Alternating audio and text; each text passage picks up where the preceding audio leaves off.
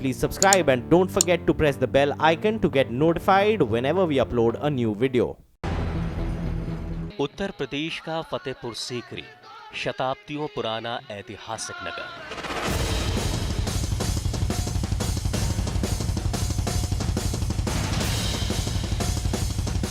इतिहास में दर्ज है कि फतेहपुर सीकरी मुगल बादशाह अकबर ने 1571 में बसाई थी।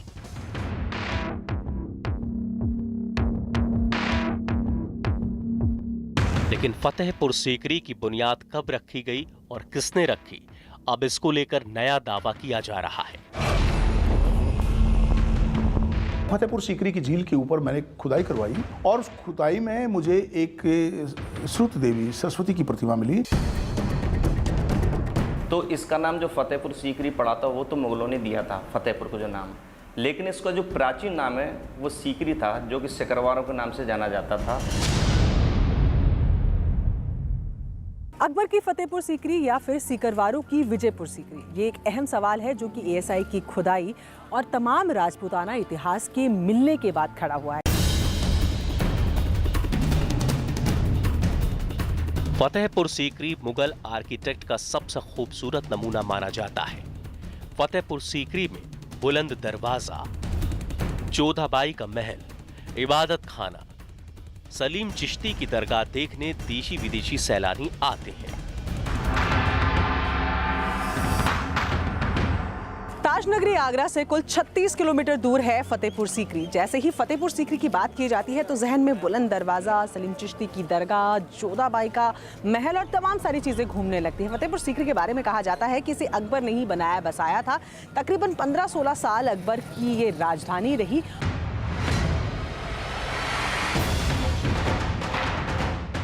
लेकिन इसी फतेहपुर सीकरी पर अब दावा किया जा रहा है कि इसे मुगल बादशाह अकबर ने नहीं बनाया था। दावा यह भी कि फतेहपुर सीकरी तो तब भी मौजूद था जब अकबर का दादा बाबर हिंदुस्तान भी नहीं पहुंचा था। तब उसका नाम फतेहपुर सीकरी नहीं बल्कि विजयपुर सीकरी था। फतेहपुर सीकरी एक कंप्लीट नगर था। इसका नाम अगर हम जो मेंशन है राजपूत क्रॉनिकल्स में, तो इसका नाम विजयपुर था। और ये बात बाबर भी लिखता है कि, और जो कॉन्टेम्प्रेरी हिस्टोरियंस हैं राजपूतों को, वो कहते हैं कि विजयपुर नगर मेरा फतेहपुर भयो रही। और फतेहपुर सीकरी में बाबर भी कहता है कि मैंने इसका नाम बदल के फतेहपुर कर दिया।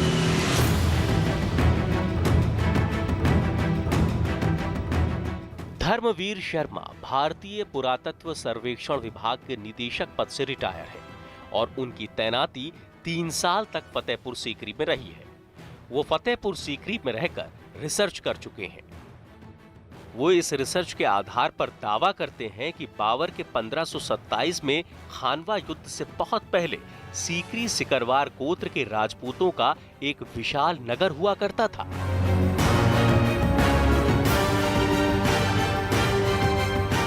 जब मैं फतेहपुर सीकरी में काम करना शुरू किया एज आर्कियोलॉजिस्ट, तो मेरी रिस्पॉन्सिबिलिटी थी कि जो आर्कियोलॉजिकल फैक्ट्स हैं उनको मैं इकट्ठा करूं। और मुझे ऐसा लगा कि जो फैक्ट्स बताए जा रहे हैं गाइड्स बुक में और जो लिटरेचर में है, even contemporary historians of Akbar ने जो रेफरेंसेस दिए हैं, उनमें मुझे ये लगा कि फर्दर इन्वेस्टिगेशंस की आवश्यकता है।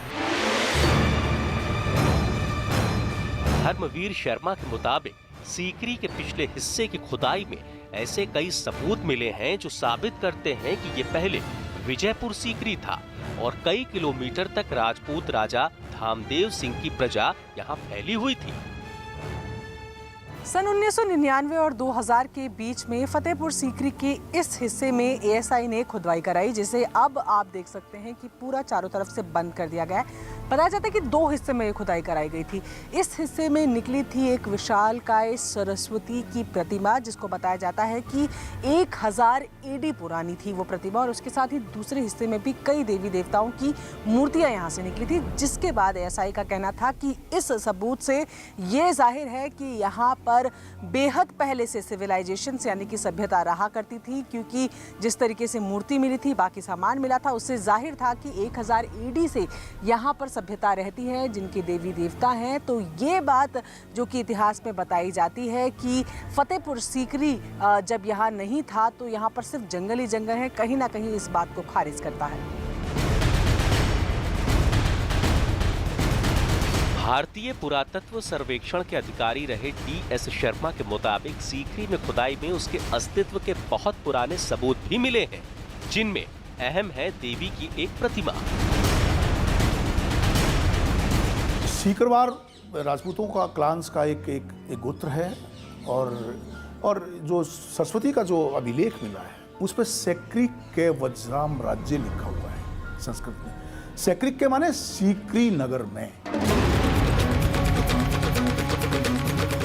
डी.एस. शर्मा के मुताबिक आज का फतेहपुर सीकरी सिकरवार राजपूतों की राजधानी हुआ करता था और उसका इतिहास बाबर से भी पुराना है, जिसका पहला ऐतिहासिक दस्तावेज खानवा के युद्ध से मिलता है।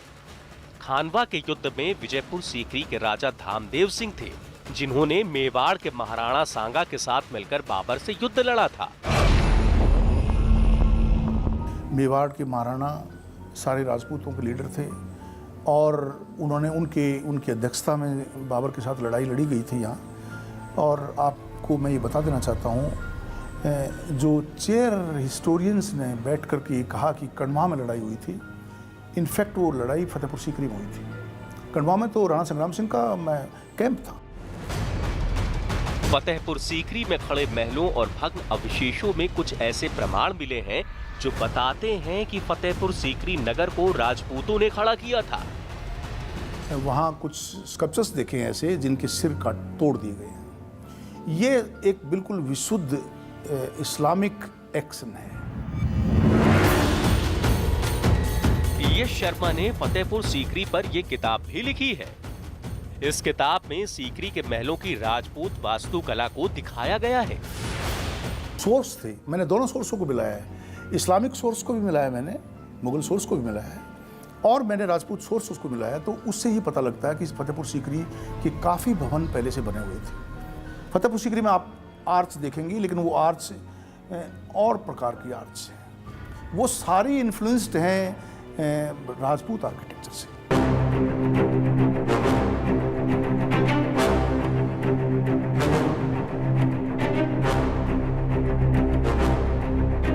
अब तक सीकरी के बारे में ऐतिहासिक दावे तो बहुत मिले, लेकिन क्या सच में सीकरी को राजपूतों ने बसाया था? क्या इस तरह के सबूत फतेहपुर सीकरी में हैं जो ये साबित कर सकें कि सच में राजपूत यहाँ बसते थे? एएसआई के पूर्व डायरेक्टर धर्मवीर शर्मा ने हमें फतेहपुर सीकरी के आर्किटेक्ट और आर्कियोलॉजी से जुड़े 4 प्रमाण दिए।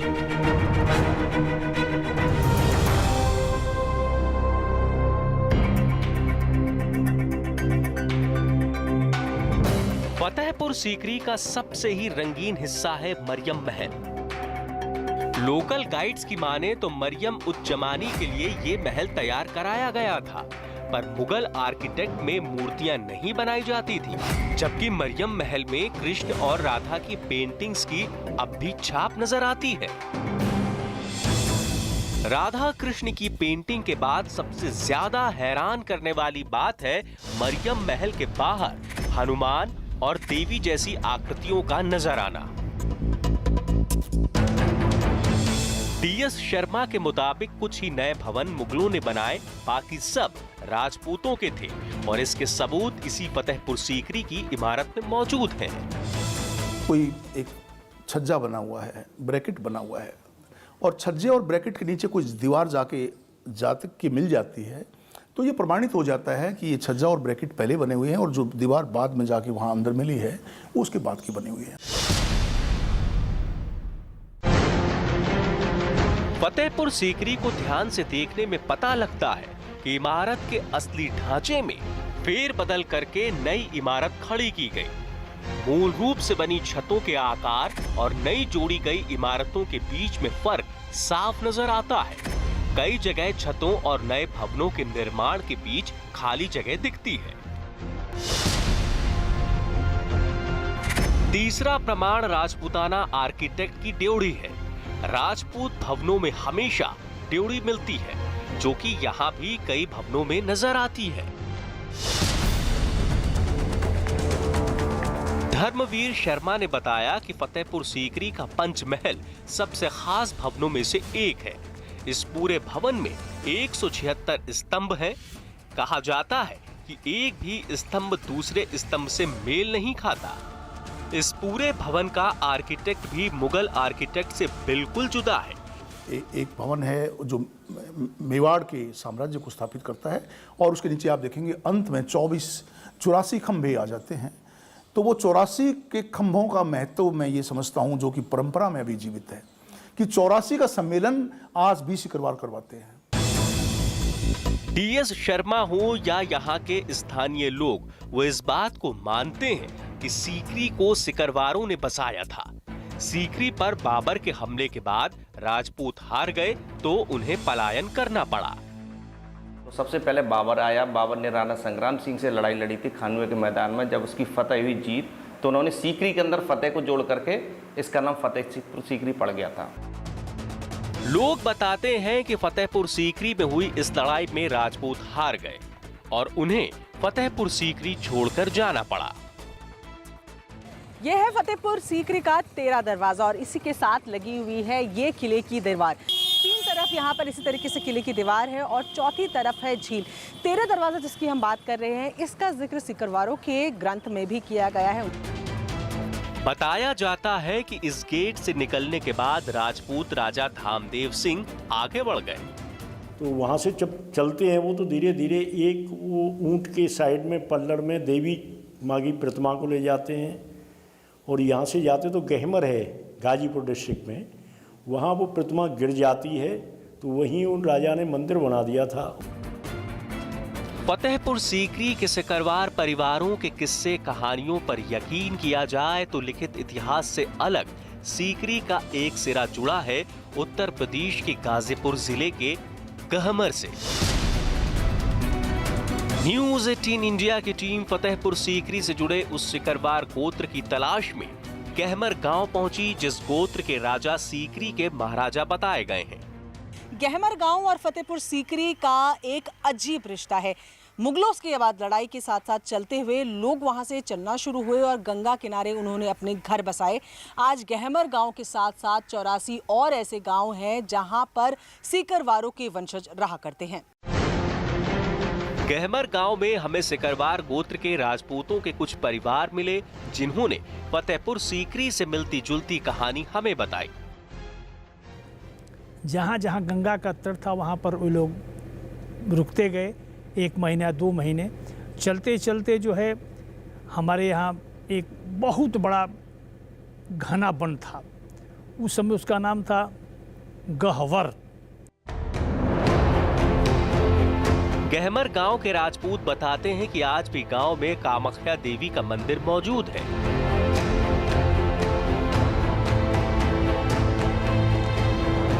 ये फतेहपुर सीकरी से धामदेव राजा लेकर के माता को आए थे, और यहाँ सकरागढ़ जो है यहाँ से ठीक हट करके 100 मीटर की दूरी पे हैं, और आ करके यहाँ पे विश्राम किए रात में। माता ने ही उनको स्वप्न दिखाया, यहाँ मंदिर बनाने के लिए प्रेरणा दी, और ये मंदिर यहाँ पे बना। बताया जाता है कि आसपास के सभी गांव से सिकरवार लोग इस मंदिर में आते हैं। कामाख्या देवी आज भी सिकरवारों की कुल देवी है, पर ये मान्यता केवल एक कहानी भर ही तो नहीं। इसकी पड़ताल करते हुए हम गहमर से लखनऊ के लिए रवाना हुए।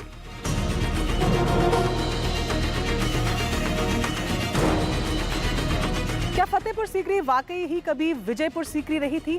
इसी दावे की पड़ताल करते हुए हम आ पहुंचे हैं लखनऊ में कर्नल DR सिंह के घर पर, और इनके घर पर हमें मिला है ये बेहद अहम दस्तावेज। ये दस्तावेज नहीं है बल्कि इतिहास है सीकरवार वंशों का।